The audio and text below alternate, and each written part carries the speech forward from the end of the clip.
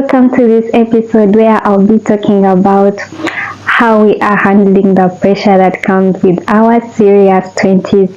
And if that is something you are interested in, please keep watching and check if you are subscribed. In the last episodes, I talked about the relationship with God, I talked about the dating pool right now, and I talked about money and everything. However, in this episode, I think I'm going to be talking about something not so many people are willing to share about, and that is our emotions. Our emotions are very, very important. They make us human. The only difference between you and a table is you will hit a table and there's no anger. It doesn't ask questions like, why are you hitting me? If you are to compare yourself to an angel, angels don't have emotions. They don't wake up and they are frustrated and they are mad. No, they are just out there angeling. The thing that makes us human is our emotions, and they are really very good emotions, which we have done good with managing. I've never seen someone complain like, oh my god, I'm so happy, I don't know how to handle this. I'm so excited, I don't know how to handle this. We always know how to handle the good emotions, but when it comes to the bad ones, it goes as bad as affecting our mental health. It goes as bad as depression, as bad as suicide, as bad as, I don't know how to explain it. And why not handle this? I'll be sharing with you a few tips that have been helping me. Guys, I'm just sharing. If you find anything beautiful, if you find anything you can relate, we are just talking out. I feel like talking and sharing, or finding someone who's talking about a topic you're interested in somehow makes your life 1% better, or I don't know how to explain it. Yeah, so we are going to be talking about those negative emotions, anger, depression, sadness, and everything. I believe if you find a way to navigate, because these emotions, we are going to carry them throughout our life. There's no point, I know in our 30s, in our 40s and 50s, there's no point when you're like, oops, I'm done with anger now. It will always be there, but how do you navigate that? Yeah, so that's what I'll be sharing, and let's get started. The very first thing that has made it easy for me to understand and navigate the negative emotions and also improve my mental health is for me to understand and to accept that I am a human being. Like I said in the introduction, this is part of humanity. And when you think about it, when Jesus came down on earth and he became a human, there was a moment he also struggled with these emotions. We saw him getting angry, he wept, he lost his temper, he cried and everything. So understand, okay, this is part of life and everything. I believe when you accept something, it is easier. When something comes, you're like, another day to be human again. So when you accept that, it takes away the questions of, why me? I do not deserve this. Am I cursed? And all that. It just gives you the confidence of, this is part of humanity, let me go through it right away. I just want to tell you, even the happiest people, even the most comfortable, the richest people, they have those dark days. Sometimes they might not share, sometimes they might share, but just know you are not alone. And this will improve your prayer life. When you go to God, just remind him, it's you who made me human with these emotions and everything. Yeah. So do not feel guilty, do not feel bad, do not curse yourself. All those questions, we are human, and this is part of the experience. This is part of us. Yeah, so accept, sweetheart. You're a human, and humans have emotions, the good and the bad. The second thing that has been super helpful, I got this from, there was a trend when people were sharing what my therapist told me that has made me handling my negative emotions better, and I was like, ooh, I have to listen, because people are really paying money just to handle these emotions. So if you find a shortcut, if you find a shortcut, you always grab on it. And someone shared a very powerful thing. She said her therapist advised her to be able to describe what she's feeling, apart from using these general words like I'm pissed off, I'm sad, I feel bad. When you use those words, you only handle the surface of what you are feeling, but the inner thing, the exact thing is not handled. And the thing about emotions are meant to be felt. You can just put it aside, but one day it's going to come back, and that's when you're going to wake up. It's a perfect day, but for a certain reason there's that one thing that is asking to be felt, just because you didn't handle it before or earlier. And I was like, wow. So for example, she would call her therapist and be like, I am just upset today, I don't know what's happening and everything, and go into details like what exactly do you feel.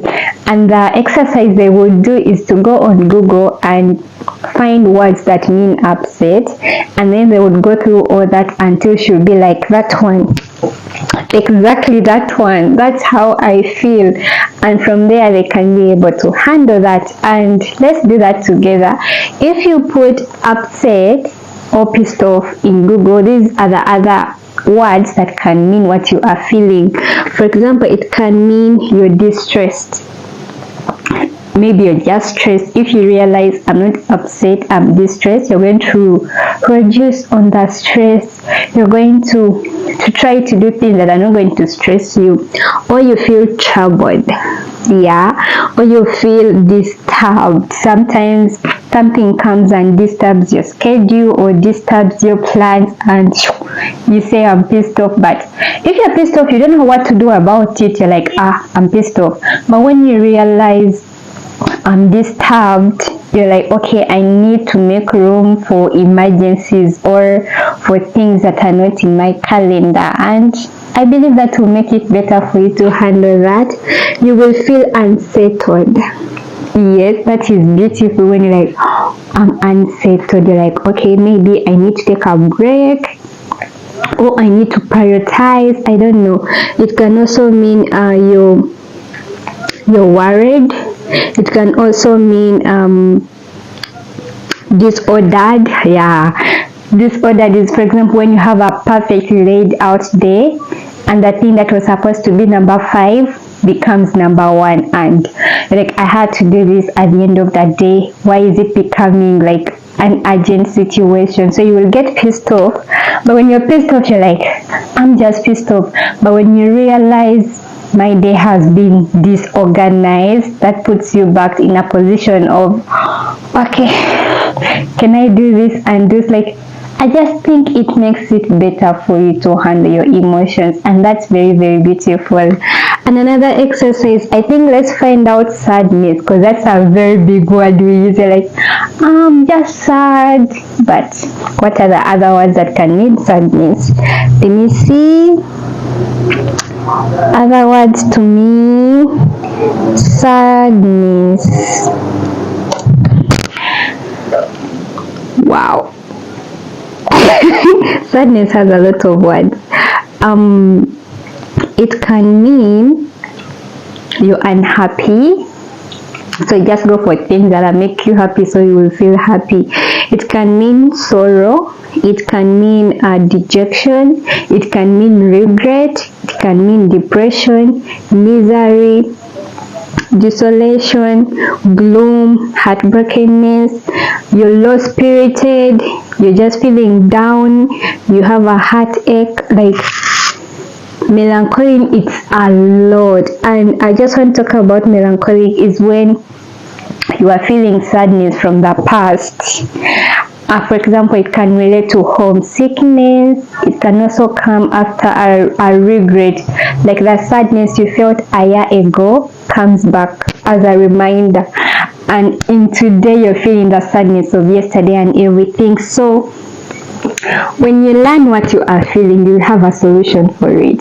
if you just felt you are sad, but then when you go through these words, you're like, I think I feel melancholy because of the sadness from last time, maybe you can do something. You can call an old friend and they give you the feeling you had in the past, or if there's something that you have that is attached to the sadness you had before, maybe you will get rid of it just like that. So that, I think, makes it better. When you understand what you're feeling, you know exactly the solution to go for it.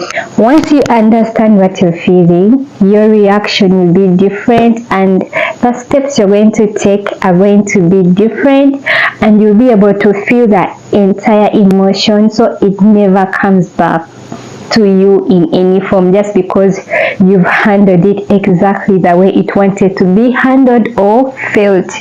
Yeah, so let's go Google our friend. It's quite easier for me because I did literature, and that's when we go into bigger words. But even sometimes I also have to go, I'm like, this is not disappointment, this is something else. I am strong enough to feel like this just because of a disappointment. And you go to Google and you find the exact word and you're like, I get it. And there's a beauty in finding exactly what you're feeling. You're like, finally, your feelings are validated. You're like, something understands what I'm going through. You're like, let's solve this. Yeah, so I hope that's really eye-opening for you. Sweetheart, know and understand your triggers and set boundaries to protect yourself. A trigger is like a switch. Like when someone does that one particular thing, they just switch on another you.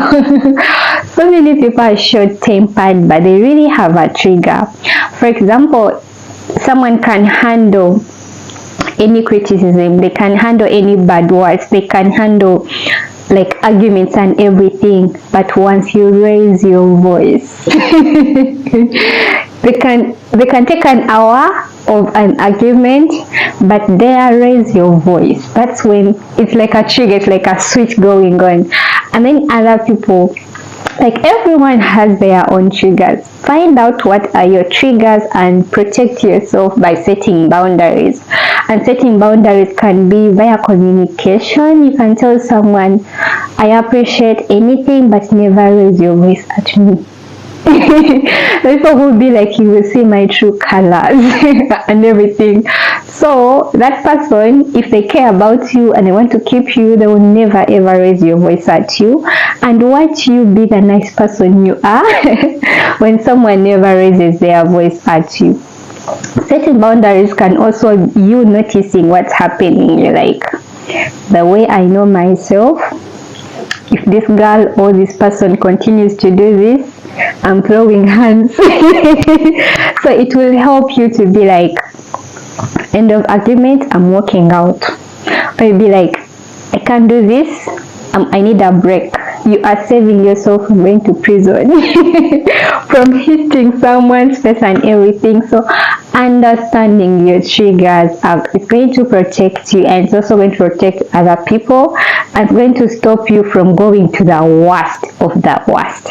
Understand your triggers and protect yourself. Be selfish, because you also don't know who you are when something is aroused out of you. So that's one thing that is very super helpful. Another thing will be for you to solve those underlying traumas. And normally these are childhood traumas, because when we are children, we are fragile, we are young, we do not understand anything, and somehow we just grow with those traumas, with those unsolved issues, and they just become triggers, or they just follow us wherever we go. For example, there are certain people who will just get angry over you touching their things. And I know it's not good to touch other people's things, but there are situations where you think you're friends or it's okay. Sometimes you will just touch like a small piece of it and they are losing their mind. For example, they might be the only child and they grew up with everything to themselves. So when they come out in a world of sharing, they cannot understand it. They're like, how dare you touch something? Because when they're growing up, wherever they left something is where they found it. Or it can be actually the opposite. It can be this someone grew up in a big family. They've never had anything on their own. They have shared everything in their life. They've shared a bed. Even when they had something to eat, they're like, oh, cut a small piece for the last born. Like, in their life, they've never had anything. And here they are as adults. They have things and they do not want anyone to touch it. They will just lose their mind when someone touches it. So that's a childhood trauma and everything. So if you find yourself like small things are ruining your day, sit down and try to check what happened when you're young that you think is now pissing you off.